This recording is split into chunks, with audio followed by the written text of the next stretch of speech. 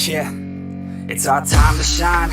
Show that's the kind of state of mind you gotta combine with hard work and time. You gotta climb to the top. Don't let yourself drop till your heart stops. Let this beat rock. Got a new clock and a new stock for this new rock.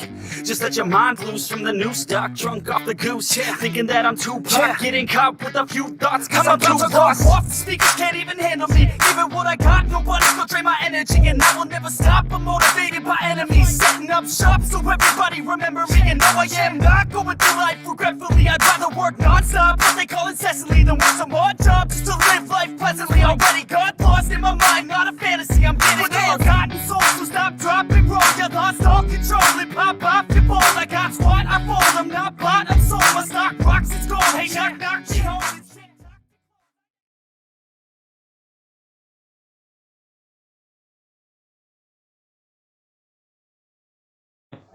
Okay, selamat sejahtera saya ucapkan kepada Encik Azrul Fadli bin Wahid Yusof selaku pensyarah pada subjek UQS 10601 bola sepak Seksyen 1. Okay, pada hari ini saya dan rakan-rakan saya akan membentangkan tentang moral dan etika profesional sebagai salah satu soft skill. Baik, kami daripada kumpulan 2 dan berikut merupakan rakan-rakan kumpulan saya, iaitu saya sendiri ada Justin Jelai, anak Robert. Keduanya Julius Efren, anak Johannes. Ketiga adalah Muhammad Daniel Azizi bin Muhammad Norzi, dan yang terakhir adalah Syed Amir Irfan bin Syed Hailuddin. Okey, apa itu moral dan etika profesional? Sifat moral dan etika profesional harus diamalkan dan dipatuhi di setiap perkara yang dilakukan, sama ada bekerja, berniaga, belajar maupun memimpin sebuah organisasi, agar perkara yang dilakukan dapat berjalan dengan lancar dan dapat dilakukan dengan berintegriti. Baik, saya mulakan dengan moral. Apa itu moral? Moral didefinisikan pada satu sistem perlakuan yang berdasarkan prinsip-prinsip yang dianggap benar, baik dan patut dilakukan. Secara umumnya, moral dianggap tetap dan membawa maksud peraturan yang dikenal pasti oleh masyarakat sedunia. Walau bagaimanapun, perkataan moral itu sendiri mempunyai makna yang berlainan bagi individu dan masyarakat yang berlainan di masa dan tempat yang berlainan. Istilah moral juga boleh merujuk kepada penentangan terhadap suatu keinginan atau penahanan daripada suatu tingkah laku yang dianggap salah. Ia juga merupakan kawalan tingkah laku yang berdasarkan standard dihayati oleh seseorang individu.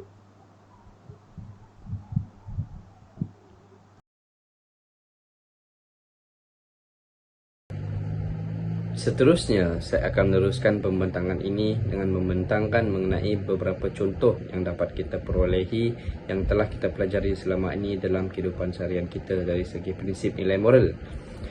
Tujuan pengenalan nilai moral dalam kehidupan kita seperti yang kita ketahui dengan jelas adalah untuk membentuk sebuah sekelompok rakyat yang bermoral dan juga sejajar dengan pendidikan kebangsaan.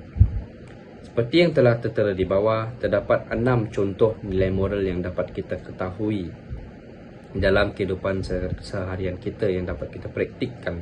Yang pertama adalah kasih sayang, yang kedua adalah tolong menolong, yang ketiga adalah berhemah tinggi, yang keempat adalah keadilan, yang kelima adalah bertimbang rasa, dan yang terakhir sekali adalah bertanggungjawab. Semua ke-6 contoh ataupun definisi nilai moral ini merupakan perkara yang sangat penting bagi pemain bola sepak juga. Kerana ke-6 nilai moral ini dapat membentuk sebuah pasukan yang sangat hebat dari segi jalinan hubungan dan juga silaturahim antara semua pemain bola sepak di dalam satu pasukan. Dan juga jalinan ini melalui nilai-nilai moral yang telah disampaikan tadi.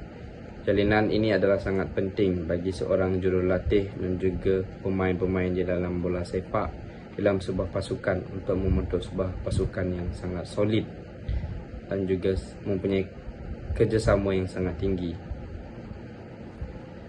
Yang terakhir sekali, seperti yang kita dapat simpulkan adalah semua kelompok masyarakat di dalam negara kita ini haruslah mengetahui apakah itu definisi moral dalam kehidupan seharian dan juga mengamalkan nilai-nilai moral yang telah disampaikan tadi di dalam diri masing-masing, kerana ini mampu untuk memberi kesan yang positif kepada orang sekeliling kita, maupun positif dari segi sikap, positif dari segi kelakuan, kerana ini bakal memberi kesan yang sangat efektif dalam kehidupan seharian kita. Hal ini adalah kerana nilai-nilai murni banyak memberikan pentingan di dalam kehidupan kita. Selain daripada itu, terdapat banyak juga langkah-langkah yang dapat kita ketahui untuk mewujudkan nilai-nilai moral ini. Seperti dari segi tolong menolong antara satu sama lain. Ini adalah salah satu daripada nilai murni yang dapat kita ketahui yang telah didefinisikan tadi. Tolong menolong, seperti di dalam pasukan bola sepak, nilai murni tolong menolong adalah perkara yang amat diterapkan dan sangat penting untuk membentuk sebuah pasukan yang sangat hebat. Yang terakhir sekali, sebagai hasilnya, negara kita akan memiliki seluruh rakyat yang produktif dan berkualiti, yang sentiasa mengamalkan nilai moral ataupun nilai murni, prinsip nilai murni dalam kehidupan. Karena ini akan membentuk sebuah komuniti yang amat positif dari segi fikiran, dari segi mental, fizikal, kerana mampu untuk memberi kerjasama yang sangat baik antara satu sama lain. Assalamualaikum. Nama saya Irfan bin Said Gailudin. Hari ini saya ingin membentangkan etika profesional. Apa itu etika profesional? Etika profesional didefinisikan kepada semua garis panduan yang bertujuan meningkatkan tahap kualiti, produktiviti dan disiplin dalam perkhidmatan, dengan memberi penekanan terhadap semua aspek yang berkaitan dengan pengaturan dan peradaban peranan nilai serta tingkah laku profesion dalam masyarakat. Yang seterusnya kita kena tahu kan apa fungsi etika profesional ini. Fungsi etika profesional ialah sebagai tempat untuk melakukan pandangan atau perspektif berhadapan langsung dengan berbagai suatu moral yang membingungkan. Yang seterusnya ialah sebagai pandangan atau orientasi etis untuk perlu adanya mengambil suatu sikap yang wajar dalam situasi dan kondisi masyarakat yang maju. Yang ketiga ialah sebagai memperlihatkan suatu keterampilan berfikiran jernih, iaitu suatu kebolehan yang berargumentasi secara kritis dan rasional. Yang keempat ialah dapat membezakan mana yang boleh diubah dan mana yang tidak boleh diubah. Yang kelima ialah berfungsi menyelidiki suatu konflik atau permasalahan sehingga ke akar umbi. So, senang kita untuk selesaikan masalah tersebut jika kita tahu punca masalah. Yang keenam ialah berfungsi untuk membantu sebuah konsistensi. Yang terakhir ialah berfungsi untuk menyelesaikan konflik, baik konflik moralitas maupun konflik sosial lain dengan bentuk gagasan yang tersistematik. Itu sahaja pada saya. Terima kasih. Assalamualaikum. Nama saya Muhammad Daniel Azizi bin Muhammad Noazi. Di sini saya akan menerangkan tentang etika profesional.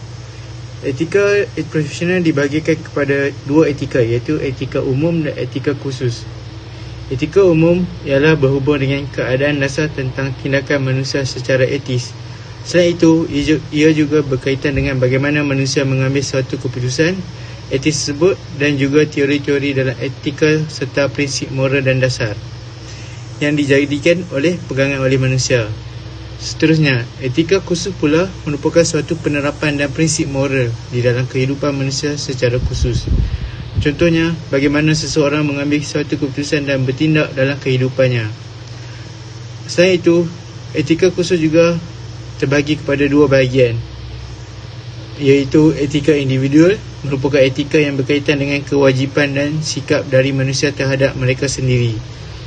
Kemudian, etika sosial merupakan etika yang berhubungan dengan kewajipan dan juga perilaku manusia sebagai umat manusia. Kesimpulannya, etika merupakan ilmu tentang norma, nilai dan moral. Namun demikian, tanpa etika dan nilai yang betul akan menyebabkan pelbagai kepincangan dalam mengatur kehidupan seharian. Oleh itu, etika dan nilai adalah sangat penting bagi semua golongan masyarakat, terutamanya pelajar, supaya tidak melakukan sesuatu yang tidak baik. Itu sahaja daripada kumpulan kami, kumpulan 2. Sekian, terima kasih.